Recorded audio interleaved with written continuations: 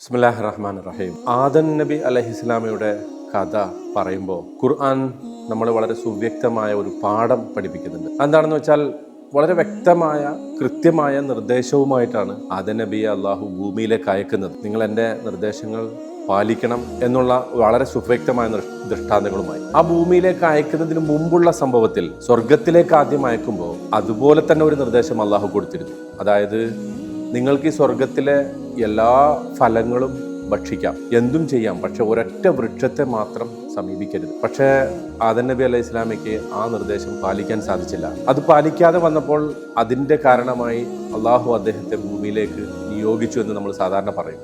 പക്ഷേ വാസ്തവത്തിൽ അത് അങ്ങനെയല്ല. നേരത്തെ തന്നെ അള്ളാഹു അദ്ദേഹത്തെ ഭൂമിയിലേക്ക് വേണ്ടി സൃഷ്ടിച്ചതാണ്. പക്ഷെ ഞാൻ ഈ കഥ പറയുമ്പോൾ ഈ സംഭവം ഉദ്ദേശിക്കുന്നത് അള്ളാഹുവിൻ്റെ നിർദ്ദേശം പാലിക്കാനാണ് അള്ളാഹു സദാ നമ്മളോട് കൽപ്പിക്കുന്നതെങ്കിലും നമുക്ക് തെറ്റുകൾ സംഭവിക്കും. അപ്പം നമ്മൾ ചെയ്യേണ്ടത് ആദം നബി അലൈഹി ഇസ്ലാമയെ പോലെയാണ്.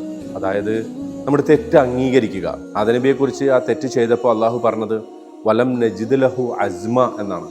അദ്ദേഹത്തിലൊരു നിശ്ചയദാർഢ്യം ഞാൻ കണ്ടെത്തിയില്ല എന്ന് പറഞ്ഞാൽ ഒരു മനോധൈര്യം, തെറ്റുകളിൽ നിന്ന് തെറ്റ് സംഭവിക്കാതിരിക്കുന്നതിനുള്ള ഒരു മനോധൈര്യം അദ്ദേഹത്തിൽ ഞാൻ കണ്ടില്ല എന്നാണ് പറയുന്നത്. തെറ്റ് സംഭവിച്ച ഉടനെ ആദം നബി അലൈഹി സ്വലാം പറഞ്ഞത് ഞങ്ങളുടെ നാഥ റബ്ബന വലംന അൻഫുസന വഇല്ലം തഗ്ഫിർ ലനാ വതർഹംന ലനകൂനന്ന മിനൽ ഖാസിരീൻ. ഞങ്ങളുടെ നാഥ, നീ ഞങ്ങൾ അക്രമം പ്രവർത്തിച്ചു പോയിരിക്കുന്നു, ഞങ്ങളോട് തന്നെ ഞങ്ങൾ അക്രമം പ്രവർത്തിച്ചു പോയിരിക്കുന്നു.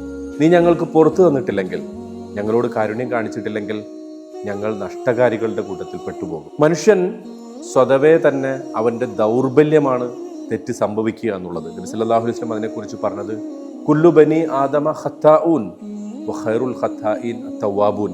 എല്ലാ ആദം സന്തതികളും അവർക്ക് തെറ്റ് സംഭവിക്കും. പക്ഷെ തെറ്റ് സംഭവിക്കുന്നവരിൽ ഏറ്റവും ഉത്തമർ ആ തെറ്റിനെ അംഗീകരിക്കുകയും അതിൽ നിന്ന് ഖേദിച്ചു മടങ്ങുകയും പിന്നീട് അത് ആവർത്തിക്കില്ല എന്ന് ദൃഢനിശ്ചയം ചെയ്യുകയും ചെയ്യുന്നവരാണ്. അതിനെയാണ് തൗബ എന്ന് വിളിക്കുന്നത്.